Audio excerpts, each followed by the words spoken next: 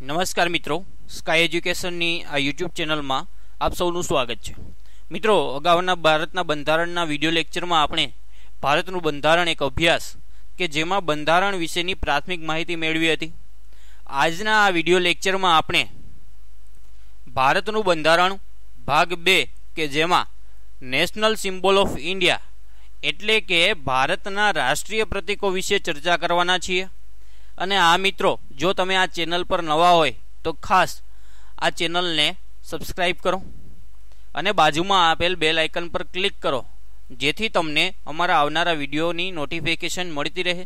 તો ચાલો જોઈએ ભાગ 2 બંધારણના રાષ્ટ્રીય પ્રતીકો એટલે કે નેશનલ સિમ્બોલ ઓફ ઇન્ડિયા, કે જેમાં પહેલું સિમ્બોલ છે રાષ્ટ્રધ્વજ એટલે કે નેશનલ ફ્લેગ.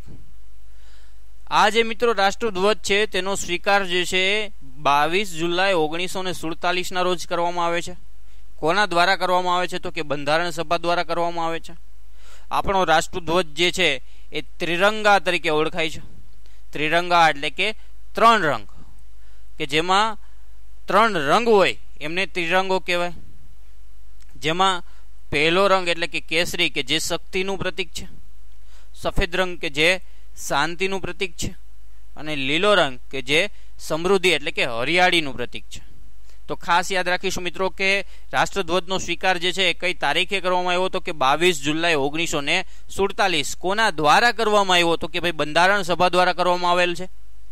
આ રાષ્ટ્રધ્વજની વચ્ચે એટલે કે મધ્યમાં અશોક ચક્ર આવેલું છે. અને આ અશોક ચક્ર આપણે ક્યાંથી લીધેલું છે મિત્રો? તો કે સારનાથના સ્તંભમાંથી લીધેલું છે. આ સારનાથનો સ્તંભ મિત્રો ક્યાં આવે? તો કે વારાણસીની અંદર આવે છે. ક્યાં આવે છે? તો કે વારાણસીની અંદર આવે છે. આ અશોક ચક્રમાં કુલ 24 આરા છે. એ તો ખ્યાલ જ છે કે ભાઈ અશોક ચક્રનો રંગ કેવો છે? તો કે ભાઈ વાદળી કલરનો છે, કે જેની વચ્ચે જે છે 24 આરા છે. અને આ 24 આરામાં દરેક આરા વચ્ચે કેટલા અંશનો ખૂણો બનાવે એવું પૂછે તો આપણો જવાબ બનશે 15 અંશનો ખૂણો બનાવે. ખાસ યાદ રાખજો કે મધ્યમાં જે છે એ અશોક ચક્ર આવેલ છે, કે જે ક્યાંથી લેવામાં આવેલું છે? તો કે સારનાથના સ્તંભમાંથી લેવામાં આવેલું છે. અને આ અશોક ચક્રમાં કુલ 24 આરા છે. દરેક આરા વચ્ચે 15 અંશનો ખૂણો છે. તમને યાદ જ હોય કે ભાઈ સર્કલ જે છે એ 360 ડિગ્રીનું હોય. તો 24 આરા જે છે તો 24 ગુણ્યા તમે 15 કરશો એટલે તમને જે છે એ આન્સર મળશે 360 મળશે. તો દરેક આરા વચ્ચે જે છે કેટલા અંશનો ખૂણો હોય છે? તો કે 15 અંશનો ખૂણો હશે. આ રાષ્ટ્રધ્વજની લંબાઈ પહોળાઈનું જે માપ છે એ 3:2 છે. એટલે કે જે છે એ 3:2 એટલે કે એક સાઈડ જે છે એ 3 હશે, એક સાઈડ જે છે એ 2 હશે. રાષ્ટ્રધ્વજ જે છે ને એ સૌપ્રથમ જે છે ને મેડમ ભીખાઈજી કામા દ્વારા બનાવવામાં આવે છે. ક્યારે બનાવવામાં આવે છે? તો કે 1907 ની અંદર બનાવવામાં આવે છે. કઈ જગ્યાએ બનાવવામાં આવે છે? તો કે સ્ટુટગાર્ડ એટલે કે એ જે જર્મનીમાં આવેલું છે. અને આ જ રાષ્ટ્રધ્વજ જે છે ઇન્દુલાલ યાજ્ઞિક જે છે એ ચોરી છુપેથી જે છે એ દરિયાઈ માર્ગે ક્યાં લઈ આવે છે? તો કે ભારત લઈ આવે છે. અને આ જે મેડમ ભીખાઈજી કામા દ્વારા જે છે એ રાષ્ટ્રધ્વજ બનાવવામાં આવેલ છે, એ રાષ્ટ્રધ્વજમાં આપણે જે અત્યારે અશોક ચક્ર છે કે એના સ્થાને જે છે એ શું હોય છે? તો કે ચરખો હોય છે. શું હોય છે? ચરખો હોય છે.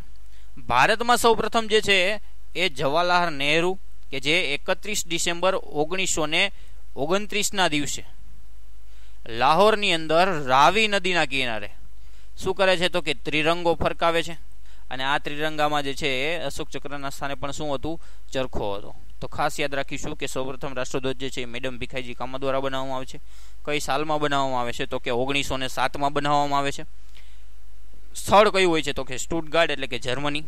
અને આ જ રાષ્ટ્રધ્વજ જે છે એ ઇન્દુલાલ યાજ્ઞિક જે છે એ ચોરી છુપી જે છે એ ક્યાં આવે છે? તો કે ભારત દરિયાઈ માર્ગે જે છે આ નકશાને જે છે આ રાષ્ટ્રધ્વજને જે છે એ ભારત લઈને આવે છે. ભારતની અંદર સૌપ્રથમ રાષ્ટ્રધ્વજ જે છે જવાહરલાલ નહેરુ દ્વારા ફરકાવવામાં આવ્યું છે 31 ડિસેમ્બર 1929 ના દિવસે. લાહોરની કઈ નદીના કિનારે એવું પૂછે? આવા ક્વેશ્ચન જે છે મિત્રો ખાસ પૂછાય છે કે રાવી નદીના કિનારે. બંધારણ સભા જે છે એમને રાષ્ટ્રધ્વજની ડિઝાઇન નક્કી કરવા માટે એક સમિતિ રચે છે, કે જે સમિતિનું નામ હોય છે ઝંડા સમિતિ. અને આ ઝંડા સમિતિના અધ્યક્ષ હોય છે જે બી કૃપલાણી. ખાસ પ્રશ્ન પૂછાય કે બંધારણ સભા દ્વારા રાષ્ટ્રધ્વજની ડિઝાઇન નક્કી કરવા માટે જે સમિતિ રચવામાં આવે છે એ સમિતિ કઈ છે? તો ઝંડા સમિતિ. એમના અધ્યક્ષ કયા છે? તો જેબી કૃપલાણી. બંધારણ સભાને ઝંડો ભેટમાં આપે છે હંસાબેન મહેતા. કોના વતી આપે છે? તો કે ભારતીય નારીઓ વતી આપે છે. અને આઝાદી પછી જે છે એ રાષ્ટ્રધ્વજની ડિઝાઇન જે છે એ પિંગલી વેંકૈયા દ્વારા જે છે એ બનાવવામાં આવે છે. તો ખાસ આટલી વસ્તુ મિત્રો યાદ રાખીશું કે ભાઈ આઝાદી પછી રાષ્ટ્રધ્વજની ડિઝાઇન જે છે એ પિંગલી વેંકૈયા દ્વારા બનાવવામાં આવે છે. મિત્રો રાષ્ટ્રધ્વજ જે છે ને એમના માટે એક કાયદો પણ છે કે ભાઈ કેવી રીતે ફરકાવવો જોઈએ, અડધી કાઠીએ ક્યારે ફરકે, કઈ વ્યક્તિ જે છે મૃત્યુ પામે ત્યારે કેવી રીતે રાષ્ટ્રધ્વજ જે છે એ એમના સબ ઉપર રાખવામાં આવે છે. તો આ બધી વસ્તુ જે છે ને એ ભારતીય ધ્વજ સંહિતા 2002 લખેલું છે. આપણે મિત્રો ભારતીય ધ્વજ સંહિતા 2002ની અંદર જે છે આપણે ઇન ડિટેલ ચર્ચા કરવાના જ છીએ આગળ, પણ અત્યારે ખાલી એટલું યાદ રાખીશું કે આ બધી માહિતી જે છે એટલે કે રાષ્ટ્રધ્વજને લગતો કાયદો પણ છે. કયો કાયદો છે? તો કે ભારતીય ધ્વજ સંહિતા 2002. હવે ફેક્ટ યાદ રાખીએ કે ભાઈ જે છે આપણે વિદેશી ભૂમિ ઉપર જે છે સૌપ્રથમ કઈ વિદેશી ભૂમિ ઉપર રાષ્ટ્રધ્વજ આપણો ભારતનો ફરક્યો હતો? તો કે ઓસ્ટ્રેલિયા. માઉન્ટ એવરેસ્ટ ઉપર સૌપ્રથમ ભારતીય રાષ્ટ્રધ્વજ ફરકાવનાર કોણ હતું? તો કે તેનસિંગ નોગ અને એડમન હિલેરી. ક્યારે ફરકાયો હતો? કે 29 મે 1953 ના રોજ. ચંદ્ર ઉપર સૌપ્રથમ જે છે એ આપણો ભારતીય રાષ્ટ્રધ્વજ ક્યારે ફરકે છે? તો કે જ્યારે અપોલો 15 અંતરિક્ષયાન જે છે એ USA દ્વારા જાય છે, બરાબર છે, ત્યારે ભારતનો રાષ્ટ્રીય ધ્વજ છે એ ચંદ્ર ઉપર ફરકે છે. કઈ સાલ હતી? તો કે 1971. ઉત્તરી ધ્રુવ ઉપર જે છે એ ભારતીય રાષ્ટ્રધ્વજ ફરકાવનાર જે વ્યક્તિ હોય છે એ વ્યક્તિનું નામ છે સંજય થાપર. ક્યારે ફરકાયું? તો કે 21 એપ્રિલ 1996 ના રોજ. તો ખાસ યાદ રાખશું કે માઉન્ટ એવરેસ્ટ ઉપર તો કે તેનસિંગ નોગ અને એડમન હિલેરી. ચંદ્ર ઉપર તો કે અપોલો 15 અંતરિક્ષયાન દ્વારા. ઉત્તરી ધ્રુવ ઉપર સંજય થાપર. અને સૌપ્રથમ જો કોઈ વિદેશી ભૂમિ ઉપર આપણો રાષ્ટ્રીય ધ્વજ ફરક્યો હોય તો એ વિદેશી ભૂમિ એટલે કે ઓસ્ટ્રેલિયાની ભૂમિ. તો આટલી મિત્રો બાબત જે છે આપણે ખાસ રાષ્ટ્રધ્વજની અંદર જે છે એ યાદ રાખવાની રહેશે. નેક્સ્ટ જોઈએ રાષ્ટ્રીય ચિહ્ન એટલે કે નેશનલ એમ્બ્લેમ, કે જેમનો સ્વીકાર 26 જાન્યુઆરી 1950 ના રોજ થયો હતો. ક્યાંથી લેવામાં આવેલું છે? તો કે સારનાથના અશોક સ્તંભમાંથી લેવામાં આવેલું છે. પહેલા તો મિત્રો જે છે આપણું જે નેશનલ એમ્બ્લેમ જે છે એ આપણને ખ્યાલ હોવી જોઈએ કે ભાઈ શું છે? તો કે 4 સિંહ વાળી આકૃતિ છે કે જે ઊંધા કમળ એટલે કે ઘંટાકર કમળ ઉપર જે છે એકબીજા તરફ પીઠ કરીને ઊભા છે, કે જેમાંથી આપણે જોઈએ તો માત્ર કેટલા દેખાય છે? તો કે 3 જ દેખાય છે. આ સિંહ સ્તંભ જે છે ને એની નીચે ધર્મચક્ર રાખેલ છે મિત્રો, બરાબર છે. અને આ જે આપણું રાષ્ટ્રીય ચિહ્ન છે એની અંદર 4 વસ્તુ એટલે કે 4 પ્રાણીઓ જે છે દર્શાવેલ છે: હાથી, ઘોડો, સાંઢ અથવા તો વૃષભ અને સિંહ. તેમજ વચ્ચે જે છે એ શું છે? અશોક ચક્ર છે. આ તમામ વસ્તુ છે ને મિત્રો ભગવાન બુદ્ધ સાથે જોડાયેલી છે. કોની સાથે જોડાયેલી છે? ભગવાન બુદ્ધ સાથે. તો જોઈએ કઈ રીતે? તો કે ભાઈ હાથી. તો કે હાથી શું કામ એમની અંદર જે છે રાખવામાં આવેલ છે? તો કે ભાઈ જ્યારે ભગવાન બુદ્ધ હતા ને એમના માતાને સ્વપ્નમાં હાથી આવેલ હતો, એટલે જે છે એની અંદર હાથીનો સમાવેશ કરેલ છે. ઘોડો. તો કે ભગવાન બુદ્ધે જે છે ને જ્યારે ગૃહ ત્યાગ કર્યો ત્યારે તે કંથક ઘોડા ઉપર સવારી કરી હતી. એને યાદ રાખજો કે કયા ઘોડા ઉપર સવારી કરી હતી? તો કે કંથક ઘોડા ઉપર. અને જેથી ઘોડાને પણ એમાં સ્થાન આપવામાં આવ્યું. સાંઢ અથવા તો વૃષભ એટલે કે બુદ્ધ ભગવાનનો જન્મ જે છે ને એ વૃષભ રાશિમાં થયો, એટલે કે જે છે એમાં વૃષભ જે છે એ અંકિત કરવામાં આવેલ છે. સિંહ. સિંહ શેનું પ્રતીક છે? તો કે જ્ઞાન અને શક્તિનું પ્રતીક છે. તો ખાસ આટલી વસ્તુ યાદ રાખીશું. ઘોડો જે છે એ ડાબી બાજુ છે. આવી રીતે જે છે આપણું માની લો કે નેશનલ એમ્બ્લેમ હોય તો એની અંદર જે છે આ ડાબી બાજુ જે છે એ કોની સાઇન છે? તો કે ઘોડો જે છે ત્યાં છે. અને જમણી બાજુ જે છે એ કોણ છે? તો કે સાંઢ એટલે કે વૃષભ છે. તો ખાસ આ બાબત યાદ રાખશું કે કેટલા એમાં જે છે પશુ અથવા પ્રાણી છે? તો કે હાથી, ઘોડો, સાંઢ અને સિંહ છે. ઘોડો જે છે ભગવાન બુદ્ધે ગૃહ ત્યાગ કર્યો ત્યારે કયા ઘોડા ઉપર સવારી કરી હતી? કયા નામના ઘોડા ઉપર સવારી કરેલી હતી? તો કે કંથક નામના ઘોડા ઉપર સવારી કરેલી હતી. ભગવાન બુદ્ધનો જન્મ જે છે કઈ રાશિમાં થયો? તો કે વૃષભ રાશિમાં થયો. તો અહીંથી આપણને જે છે હિસ્ટ્રીને લગતા પણ ક્વેશ્ચન આવી શકે છે. તો ત્યાર પછી જોઈએ કે અશોક સ્તંભની નીચે જે છે શું લખેલું છે, તો કે સત્યમેવ જયતે લખેલું છે. કઈ લિપિમાં લખેલું છે, તો ખાસ યાદ રાખજો કે દેવનાગરી લિપિમાં લખેલ છે, કે જે આપણું શું છે, રાષ્ટ્રીય મુદ્રાલેખ છે. તો મિત્રો ખાસ યાદ રાખજો કે આપણે આગળ જતા જે છે એ રાષ્ટ્રીય મુદ્રાલેખ વિશે જે છે એ ચર્ચા નથી કરવાની, એની ચર્ચા જે છે કેમ કે અહીંયા જ આવી જાય છે.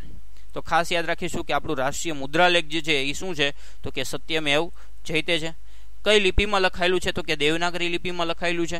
શેમાંથી લેવામાં આવેલું, તો કે મુંડકોપનિષદમાંથી લેવામાં આવેલું છે. અને આ પ્રશ્ન તમને વારંવાર મિત્રો જે છે એ એક્ઝામની અંદર પૂછાતું રહે છે કે સત્યમેવ જયતે જે છે એ શામાંથી લેવામાં આવેલું છે. તો શામાંથી લેવામાં આવેલું છે, તો કે મુંડકોપનિષદમાંથી લેવામાં આવેલું છે. અને મિત્રો યાદ રાખજો કે શાસકીય જે કાર્યો હોય એમાં જુદા જુદા રંગના જે છે ને એ જુદા જુદા રાષ્ટ્રીય ચિહ્ન ઉપયોગમાં લેવાતા હોય. જેમ કે વાદળી રંગનું જે રાષ્ટ્રીય ચિહ્ન હોય ને, તો એ કોણ ઉપયોગમાં લે, તો કે ભારતના મંત્રીઓ લે. લાલ રંગનું જે રાષ્ટ્રીય ચિહ્ન હોય કે એ ઉપયોગમાં કોણ લે, તો કે રાજ્યસભાના સભ્યો લે. અને લીલા રંગનું જે ચિહ્ન હોય એ કોણ લે, તો કે લોકસભાના સભ્યો લે છે. તો ખાસ આપણે અહીંયા રાખીશું કે વાદળી તો ભારતના મંત્રીઓ, લાલ તો રાજ્યસભાના સભ્યો, લીલો તો લોકસભાના સભ્યો. તો આટલી બાબત જે છે આપણે ખાસ યાદ રાખવાની મિત્રો રહેશે કે ભાઈ એનો સ્વીકાર જે છે 26 જાન્યુઆરી 1950 રોજ ક્યાંથી લેવામાં આવ્યું, તો કે સારનાથના અશોક સ્તંભમાંથી લેવામાં આવ્યું. અશોક સ્તંભને બીજા કયા નામથી ઓળખે છે, તો કે સિંહ સ્તંભ તરીકે પણ ઓળખાય છે.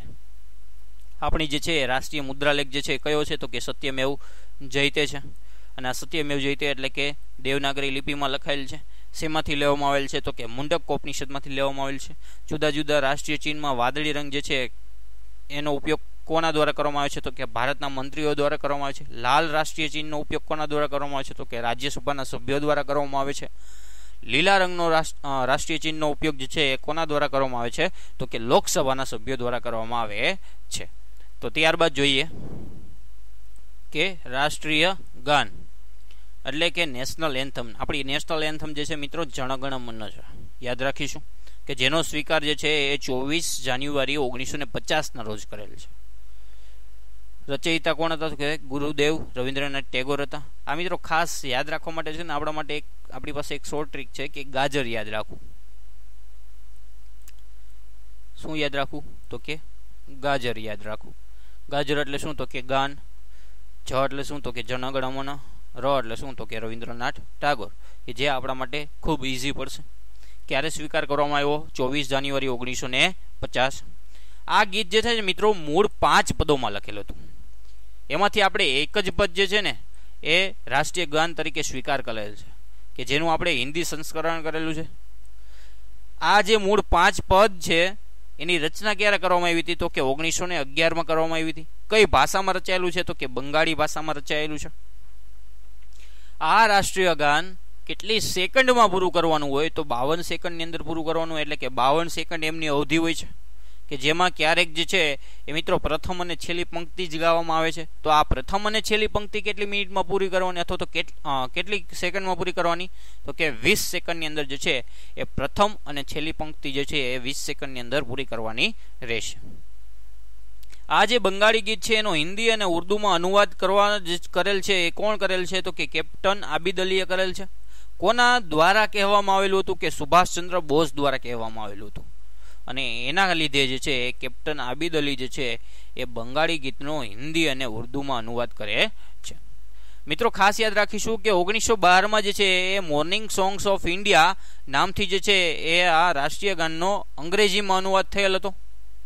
અને મોટા ભાગે સંસદના દરેક સત્રનો પ્રારંભ એટલે કે સંસદના દરેક સત્રની શરૂઆત એ રાષ્ટ્રીય ગાનથી થાય છે. એ પણ યાદ રાખીશું સાથે સાથે કે સૌપ્રથમ જે છે એ સરલા દેવી ચૌધરીએ જે છે આ રાષ્ટ્રીય ગાન ગાયું હતું. ક્યારે ગાયું હતું, તો કે 27મું અધિવેશન હતું. શેનું 27મું અધિવેશન, તો કે કલકત્તાનું 27મું અધિવેશન. ક્યારે હતું, તો કે 27 ડિસેમ્બર 1911. મિત્રો તારીખ આપણા માટે એટલી ઇમ્પોર્ટન્ટ નથી, પણ જે અધિવેશન ક્રમાંક છે એ આપણા માટે ખાસ ઇમ્પોર્ટન્ટ છે. એટલે કે રાષ્ટ્રીય ગાન જે છે એ સરલા દેવી ચૌધરીએ ગાયેલું હતું. ક્યારે ગાયું હતું, તો કે કલકત્તાના 27મા અધિવેશનની અંદર ગાવામાં આવેલું હતું. જાન્યુઆરી 1912 ની અંદર જે છે એ રવિન્દ્રનાથ ટાગોર દ્વારા એક સંપાદિત જે છે તત્વબોધિની જે છે એમાં પણ ભારત ભાગ્ય વિધાતા એક શીર્ષક હેઠળ જે છે એ રાષ્ટ્રીય ગાન જે છે એ રજૂ થયેલ હતું કે જેના 2011ની અંદર 100 વર્ષ પૂરા થાય છે. કેટલા વર્ષ પૂરા થઈ છે? 2011માં 100 વર્ષ પૂરા થઈ ગયા. બરાબર. 2016ની અંદર જે છે મિત્રો સુપ્રીમ કોર્ટ દ્વારા એવું કહેવામાં આવેલું હતું કે સિનેમા ઘરની અંદર જે છે એ રાષ્ટ્રીય ગાન ફરજિયાત વગાડવો, પરંતુ 2018ની અંદર જે છે આ આદેશ જે છે એ શું કરવામાં આવે છે તો કે રદ કરવામાં આવે છે. તો અહીં ખાસ યાદ રાખીશું કે 24 જાન્યુઆરી 1950 રોજ છે એ રાષ્ટ્રીય ગાનનો સ્વીકાર કરવામાં આવે છે. એના રચયિતા હોય છે ગુરુદેવ રવિન્દ્રનાથ ટેગોર. 52 સેકન્ડની અંદર જે છે એ પૂરું કરવાનું હોય છે. સંસદના દરેક સત્રનો પ્રારંભ જે છે એ રાષ્ટ્રીય ગાનથી થાય છે. સૌપ્રથમ ગાવાવાળી વ્યક્તિ જો કોઈ હોય છે તો એ સરલાદેવી ચૌધરી છે. 27માં અધિવેશનની અંદર ગાવામાં આવેલ છે કલકત્તાના. 2016ની અંદર જે છે સિનેમાઘરમાં ફરજિયાત રાષ્ટ્રીય ગાન વગાડવાનો આદેશ હતો, જે 2018ની અંદર શું થાય છે તો કે રદ થાય છે. તો આટલી બાબત જે છે ને મિત્રો આપણે રાષ્ટ્રીય ગાનની અંદર જે છે ખાસ યાદ રાખવાની રહેશે. તો ત્યારબાદ જોઈએ કે રાષ્ટ્રીય ગીત એટલે કે નેશનલ સોંગ, કે આપણું નેશનલ સોંગ જે છે એ વંદે માતરમ છે. મિત્રો આમનો સ્વીકાર જે છે 24 જાન્યુઆરી 1950ના રોજ થાય છે. રચયિતા કોણ હોય છે તો કે બંકિમચંદ્ર ચેટર્જી હોય છે. આ ગીત શેમાંથી લેવામાં આવેલ છે તો કે આનંદ મઠ નામની જે બંગાળી નવલકથા છે એમાંથી જે છે આ રાષ્ટ્રીય ગીત આપણું લેવામાં આવેલું છે, એટલે કે વંદે માતરમ લેવામાં આવેલું છે. અને આ આનંદ મઠની રચના જે છે ક્યારે થયેલી હતી તો કે 1882માં. સંસદના દરેક સત્રના સમાપન વખતે, જો મિત્રો આપણે ખાસ હમણાં રાષ્ટ્રીય ગાન ભણ્યા એમાં શું હતું તો કે સંસદના દરેક સત્રના પ્રારંભે જે છે શું ગાવામાં આવે છે તો કે રાષ્ટ્રીય ગાન ગાવામાં આવે છે, એટલે કે જન ગણ મન ગાવામાં આવે છે. જ્યારે સંસદના દરેક સત્રનું સમાપન થાય એટલે કે સત્ર પૂરું થાય ત્યારે જે છે એ નેશનલ સોંગ એટલે કે વંદે માતરમ ગાવામાં આવે છે. અને આ જ વંદે માતરમને તાલબદ્ધ કરનાર વ્યક્તિ જો કોઈ હોય તો એ છે યદુનાથ ભટ્ટાચાર્ય, કે જેમણે રાષ્ટ્રીય ગીત નેશનલ સોંગ એટલે કે વંદે માતરમને તાલબદ્ધ કરેલ છે. સૌ પ્રથમ જે છે 1896માં કલકત્તાના 12મા અધિવેશનમાં જે છે એ વંદે માતરમ ગાવામાં આવેલું હતું. અને વંદે માતરમ ગાનાર જો કોઈ વ્યક્તિ હોય સૌ પ્રથમ તો એ છે રવિન્દ્રનાથ ટેગોર. તો ખાસ યાદ આટલી વસ્તુ રાખીશું. ત્યારબાદ જે છે MS સુબુલક્ષ્મી એટલે કે જેમનું પૂરું નામ મદુરાઈ સન્મુખવાડિયા સુબુલક્ષ્મી, કે જેના દ્વારા જે છે એ કેન્દ્રીય સચિવાલયમાં વંદે માતરમ ગાવામાં આવ્યું હતું. કે ક્યારે તો કે 1947માં. અને 1947ની મધ્યરાત્રિ એટલે કે જ્યારે ભારત દેશ આઝાદ થવાનો હતો ભાઈ, કે 14મી ઓગસ્ટ અને 15મી ઓગસ્ટની મધ્યરાત્રિએ જે છે એ MS સુબુલક્ષ્મી દ્વારા જે છે એ વંદે માતરમ ગાવામાં આવે છે કેન્દ્રીય સચિવાલયમાં. એ પણ યાદ રાખીશું કે ભાઈ 65 સેકન્ડની અવધિ હોય, જ્યારે રાષ્ટ્રીય ગાન જે છે એની અંદર 52 સેકન્ડની અવધિ હતી, જ્યારે આની અંદર જે છે 65 સેકન્ડ એટલે કે 1 મિનિટ અને 5 સેકન્ડની જે છે એ અવધિ હોય છે. આ વંદે માતરમનો અંગ્રેજીમાં અનુવાદ કરનાર વ્યક્તિ છે શ્રી અરવિંદ. હિન્દીમાં અનુવાદ કરનાર વ્યક્તિ છે અરવિંદ ઘોષ, કે જેમણે પોતાના કર્મયોગી સાપ્તાહિકની અંદર જે છે આમનો હિન્દીમાં અનુવાદ કરેલો હતો. ઉર્દુમાં અનુવાદ કરનાર વ્યક્તિ જે છે એ આરિફ મોહમ્મદ ખાન છે. જ્યારે વર્ષ 1949ની અંદર માસ્ટર કૃષ્ણ રાવ દ્વારા જે છે આ રાષ્ટ્રીય ગીત જે છે એટલે કે વંદે માતરમ છે, કે જેને બેન્ડ ઉપર વગાડવાની જે છે એ શું તૈયાર કરેલી હતી તો કે ધૂન તૈયાર કરેલ હતી. તો આટલી બાબત મિત્રો આપણે રાષ્ટ્રીય ગીત માટે ખાસ યાદ રાખવાની રહેશે કે 24 જાન્યુઆરી 1950ના રોજ એનો સ્વીકાર કરેલ છે. રચયિતા હોય છે બંકિમચંદ્ર ચેટર્જી. શેમાંથી લેવામાં આવેલ છે તો કે આનંદ મઠમાંથી લેવામાં આવેલ છે. સંસદના દરેક સત્રના સમાપન વખતે જે છે એ ગાવામાં આવે છે. સૌ પ્રથમ ક્યારે ગાવામાં આવ્યું હતું તો કે કોલકાતાના 12મા અધિવેશનમાં. અને કલકત્તાનું 12મું અધિવેશન ક્યારે ભરાણું હતું તો કે 1896માં. કોના દ્વારા ગાવામાં આવ્યું હતું તો કે રવિન્દ્રનાથ ટેગોર દ્વારા ગાવામાં આવ્યું હતું.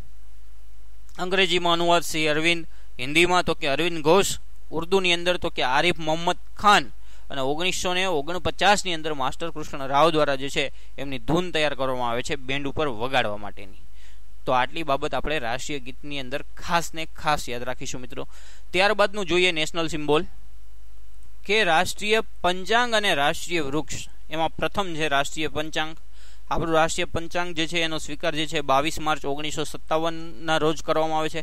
એટલે કે આપણે શક સંવંતને સ્વીકારેલ છે.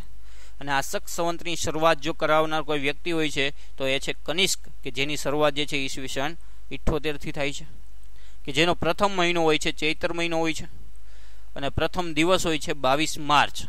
જો લીપ યર હોય તો 21 માર્ચ, અને છેલ્લો મહિનો હોય છે ફાગણ મહિનો. એટલે કે પ્રથમ મહિનો ચૈત્ર, પછી વૈશાખ, જેઠ, અષાઢ, શ્રાવણ, ભાદરવો, આસો, કારતક, માગસર, પોષ, મહા, ફાગણ.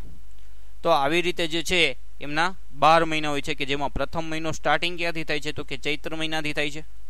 જ્યારે છેલ્લો મહિનો જે છે કયો હોય છે તો કે ફાગણ મહિનો હોય છે. પ્રથમ દિવસ કયો હોય છે તો કે 22 માર્ચ હોય છે. જો લીપ યર હોય તો 21 માર્ચ. અને આ શક સંવતને જે છે શરૂઆત કરનાર જો વ્યક્તિ હોય તો છે કનિષ્ક, જે ઈસવીસન 78 ની અંદર શરૂઆત કરેલ છે. અને આપણે આ જ શક સંવતને જે છે રાષ્ટ્રીય પંચાંગ તરીકે જે છે એ સ્વીકારેલ છે. તો આટલી બાબત આપણે રાષ્ટ્રીય પંચાંગની અંદર ખાસ યાદ રાખવાની રહેશે. ત્યાર પછી જોઈએ કે રાષ્ટ્રીય વૃક્ષ, આપણું રાષ્ટ્રીય વૃક્ષ જે છે એ વડ છે, કે જેનું લેટિન નામ ફાઇકસ બેંગોલેન્સિસ છે. શું છે તો કે ફાઇકસ બેંગોલેન્સિસ છે. તો આ બે જ વસ્તુ જે છે આપણે રાષ્ટ્રીય વૃક્ષની અંદર યાદ રાખવાની રહેશે, કે આપણું રાષ્ટ્રીય વૃક્ષ વડ, કે જેનું લેટિન નામ જે છે એ ફાઇકસ બેંગોલેન્સિસ છે. તો ત્યાર પછીનું નેશનલ સિમ્બોલ જોઈએ, કે રાષ્ટ્રીય પ્રાણી અને રાષ્ટ્રીય ફળ. એમાં સૌપ્રથમ છે રાષ્ટ્રીય પ્રાણી. આપણું રાષ્ટ્રીય પ્રાણી જે છે એ વાઘ છે. એમનું વૈજ્ઞાનિક નામ જે છે ખાસ યાદ રાખવાનું રહેશે. મોટા ભાગે આ પૂછાતું જ હોય છે મિત્રો, કે પેન્થેરા ટાઇગ્રીસ જે છે એ વાઘનું વૈજ્ઞાનિક નામ છે. આપણું જે રાષ્ટ્રીય પ્રાણી વાઘ છે એમનું વૈજ્ઞાનિક નામ પેન્થેરા ટાઇગ્રીસ છે. વાઘની જે છે ને મિત્રો આખા વિશ્વની અંદર 8 પ્રજાતિ જોવા મળે છે. એમાંની એક પ્રજાતિ ભારતમાં જોવા મળે છે, કે જેને આપણે ઓળખીએ છીએ રોયલ બેંગાલ ટાઈગર તરીકે. બરાબર, એટલે કે શાહી બેંગોલ વાઘ. વાઘના સંરક્ષણ માટે એક યોજના શરૂ કરવામાં આવી હતી મિત્રો 1973 થી, કે જેનું નામ હતું પ્રોજેક્ટ ટાઈગર. અને હાલ જીસીઆરટી પ્રમાણે 44 જેટલા ક્ષેત્રો જે છે એ વાઘ માટે સંરક્ષિત રાખેલા છે. 1972 સુધી આપણું રાષ્ટ્રીય પ્રાણી હતું મિત્રો સિંહ. પરંતુ સિંહ જે છે પછી ભારતમાં ગુજરાત પૂરતા સીમિત થવાથી 1973 થી જે છે એ રાષ્ટ્રીય પ્રાણી એટલે કે વાઘને સ્વીકારવામાં આવે છે. કારણ કે ભારતમાં માત્ર ગુજરાતમાં જ શું જોવા મળે છે તો કે સિંહ જોવા મળે છે. ભારત સાથે સાથે મિત્રો બાંગ્લાદેશનું પણ રાષ્ટ્રીય પ્રાણી જે છે એ શું છે તો કે વાઘ છે. તો ખાસ અહીં યાદ રાખીશું કે ભાઈ આપણું રાષ્ટ્રીય પ્રાણી વાઘ છે. એમનું વૈજ્ઞાનિક નામ પેન્થેરા ટાઇગ્રીસ થાય છે.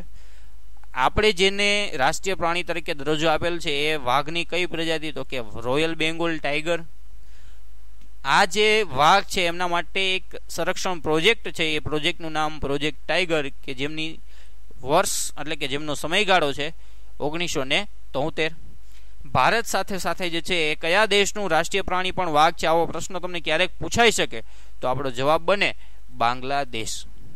તો આટલી બાબત જે છે આપણે રાષ્ટ્રીય પ્રાણીની અંદર ખાસ યાદ રાખવાની રહેશે મિત્રો. ત્યારબાદ જોઈએ કે આપણું રાષ્ટ્રીય ફળ. તો આપણું રાષ્ટ્રીય ફળ એટલે કે કેરી. કેરી જે છે મિત્રો ફળનો રાજા કહેવાય, કે જેમનું વૈજ્ઞાનિક નામ જે છે એ મેંગીફેરા જે છે એ ઇન્ડિકા, મેગ્નીફેરા ઇન્ડિકા થાય છે. તો આટલી બાબત આપણે રાષ્ટ્રીય ફળની અંદર યાદ રાખવાની રહેશે, કે કેરી એ આપણું રાષ્ટ્રીય ફળ છે, કે જેમનું વૈજ્ઞાનિક નામ મેગ્નીફેરા ઇન્ડિકા થાય છે. ત્યારબાદનું સિમ્બોલ જોઈએ, કે રાષ્ટ્રીય પક્ષી અને રાષ્ટ્રીય ફૂલ. આપણું મિત્રો રાષ્ટ્રીય પક્ષી જે છે એ મોર છે, કે જેનું વૈજ્ઞાનિક નામ થાય છે પાવો ક્રિસ્ટેસસ. બરાબર છે. રાષ્ટ્રીય પક્ષી આપણું મોર છે, જેનું વૈજ્ઞાનિક નામ પાવો ક્રિસ્ટેસસ થાય છે, કે જે સરસ્વતી માતાનું વાહન ગણવામાં આવે છે, તેમજ કાર્તિકેય ભગવાનનું વાહન ગણવામાં આવે છે, કે જે ભગવાન શંકરના પુત્ર હોય છે. વન્યજીવના સંરક્ષણ માટે એક અધિનિયમ પણ બહાર પાડેલ છે, કે જેનું નામ છે વન્ય પ્રાણી સુરક્ષા અધિનિયમ 1972. ખાસ મિત્રો સાલ યાદ રાખવાની રહેશે. એટલે કે પ્રાણીઓ અને પક્ષીઓનો શિકાર ન થાય ત્યારે વન્ય પ્રાણી જે છે સુરક્ષા અધિનિયમ અંતર્ગત જો કોઈ એનો શિકાર કરે તો એમને જે છે એમના ઉપર કાયદેસરની કાર્યવાહી તેમજ દંડ જે છે એમને આપવામાં આવે છે. અને એમના માટે જે છે આ કાયદો બનેલ છે. ભારત પહેલા જે છે મ્યાનમાર પણ જે છે એ મોરને રાષ્ટ્રીય પ્રાણી જે છે એ જાહેર કરી ચૂક્યું છે. એટલે કે ભારત પહેલા પણ કયું રાજ્ય જે છે અથવા તો કયો દેશ મોરને રાષ્ટ્રીય પ્રાણી જાહેર કરી ચૂક્યું છે તો કે મ્યાનમાર જે છે એ મોરને રાષ્ટ્રીય પ્રાણી જાહેર કરી ચૂક્યું છે. તો આટલી બાબત આપણે રાષ્ટ્રીય પક્ષીની અંદર ખાસ યાદ રાખવાની રહેશે કે આપણું રાષ્ટ્રીય પક્ષી મોર છે, જેનું વૈજ્ઞાનિક નામ પ્રાવોકિસ્ટેસસ થાય છે. અને ભારત પહેલા પણ કયું દેશ જે છે મોરને રાષ્ટ્રીય પ્રાણી જાહેર કરી ચૂક્યું છે, તો કે મ્યાનમાર. ત્યારબાદ જોઈએ કે રાષ્ટ્રીય ફૂલ, આપણું રાષ્ટ્રીય ફૂલ જે છે એ કમળ છે, કે જે મોટા ભાગે આછા ગુલાબી રંગનું આપણને જોવા મળે છે. એમનું વૈજ્ઞાનિક નામ જે છે એ નેલમ્બો ન્યુસિફેરા ગાર્ટન છે. નેલમ્બો ન્યુસિફેરા ગાર્ટન છે.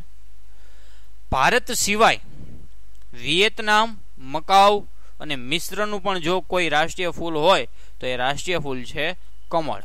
એટલે ઘણી વખત પૂછાઈ જાય કે વિયેતનામનું રાષ્ટ્રીય ફૂલ કયું, તો આપણને ખ્યાલ હોવો જોઈએ કે કમળ. બરાબર છે. તો આટલી બાબત આપણે રાષ્ટ્રીય ફૂલની અંદર જે છે એ યાદ રાખવાની રહેશે કે આપણું રાષ્ટ્રીય ફૂલ જે છે એ કમળ છે. વૈજ્ઞાનિક નામ જે છે એમનું થાય છે નેલમ્બો ન્યુસિફેરા ગાર્ટન. વિયેતનામ, મકાઉ અને મિસ્રનું પણ રાષ્ટ્રીય ફૂલ જો કોઈ હોય તો એ છે કમળ.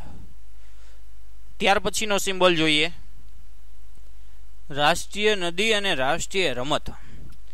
આપણી રાષ્ટ્રીય નદી જે છે એ મિત્રો ગંગા છે, કે જેને આપણે 4 નવેમ્બર 2008થી જે છે એ આપણે રાષ્ટ્રીય નદી તરીકેનો દરજ્જો આપેલ છે, કે જેમનું ઉદ્ગમ સ્થાન જે છે ને ગંગોત્રી ગ્લેશિયરનું ગૌમુખ છે. ગૌમુખમાંથી જે છે આ ગંગા નીકળે છે, કે જે ઉત્તરકાશી નજીક ઉત્તરાખંડની અંદર આવેલ છે. ગંગા જે છે એ ભારતની સૌથી લાંબી અને પવિત્ર નદી છે, અને યમુના જે છે એમની સૌથી મોટી સહાયક નદી છે. મિત્રો પ્રયાગરાજથી હલ્દિયા આ જે 1620 કિલોમીટરનો જે વિસ્તાર છે એમાં જે ગંગા નદી જે છે એને આપણે રાષ્ટ્રીય જળમાર્ગ 1 તરીકે ઓળખીએ છીએ. એટલે કે એનો ઉપયોગ જે છે ને એ વહાણવટા માટે થાય છે. બરાબર છે. તો ખાસ યાદ રાખીશું કે રાષ્ટ્રીય નદી આપણી ગંગા છે, જેને 4 નવેમ્બર 2008થી જે છે એ આપણે રાષ્ટ્રીય નદી તરીકેનો દરજ્જો આપવામાં આવેલ છે, કે જેમનું ઉદ્ગમ સ્થાન જે છે એ ગૌમુખ છે, કે જે ક્યાં આવેલું છે તો કે ઉત્તરાખંડમાં આવેલ છે. સૌથી લાંબી નદી છે, અને રાષ્ટ્રીય જળમાર્ગ 1 ક્યાંથી ક્યાં સુધી છે એવું પૂછે તો પ્રયાગરાજથી હલ્દિયા સુધી છે, કે જે 1620 કિલોમીટર જેટલો વિસ્તાર બને છે. તો આટલી બાબત આપણે રાષ્ટ્રીય નદીની અંદર ખાસ યાદ રાખીશું. ત્યાર પછી છે રાષ્ટ્રીય રમત. રાષ્ટ્રીય રમત આપણી કોઈ અત્યારે સત્તાવાર રીતે જાહેર કરેલ નથી, એટલે ક્યારેય પણ એવું લખવાનું નહીં કે હોકી.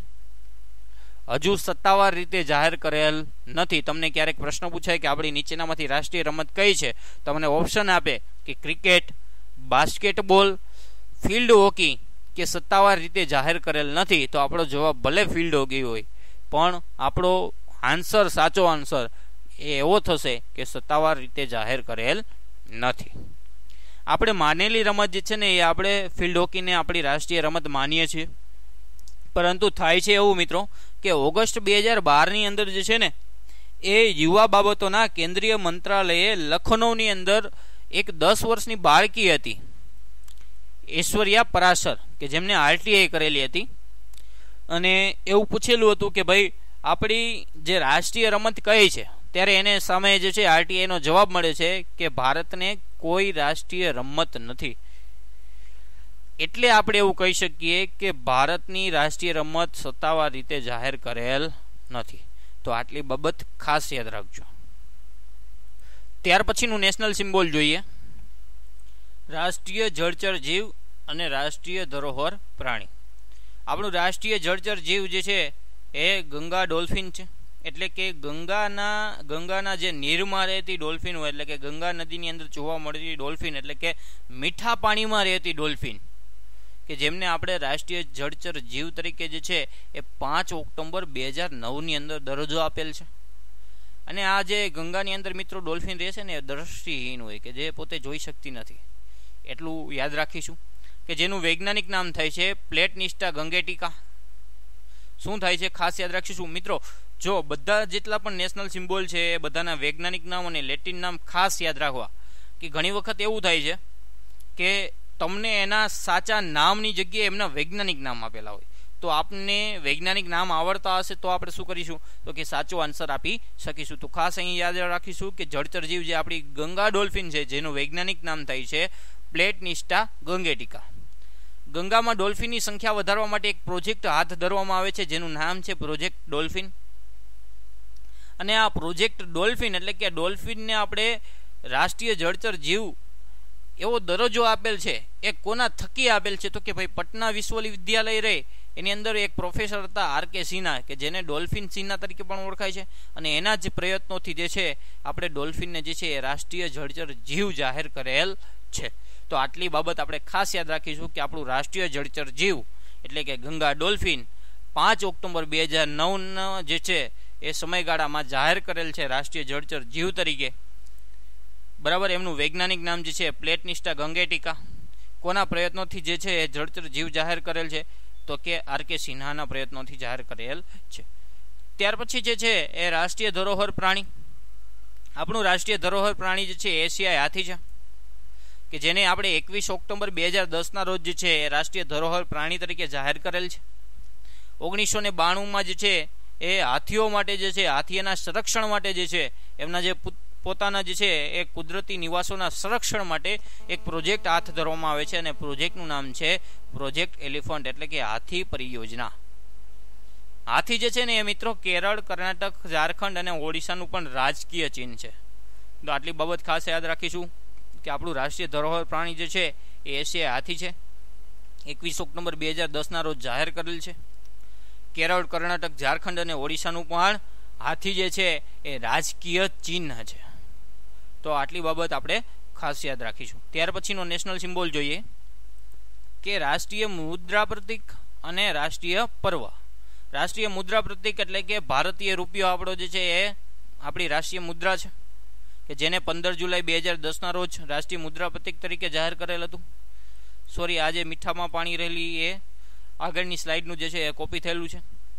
દેવનાગરી લિપિમાં જે છે એ રૂપિયો એટલે કે રૂ અને લેટિન ભાષાનો જે છે આર જોડીને જે છે એ આપણી જે સાઇન જે છે રૂપિયાની સાઇન કંઈક આવી બનાવવામાં આવેલી છે.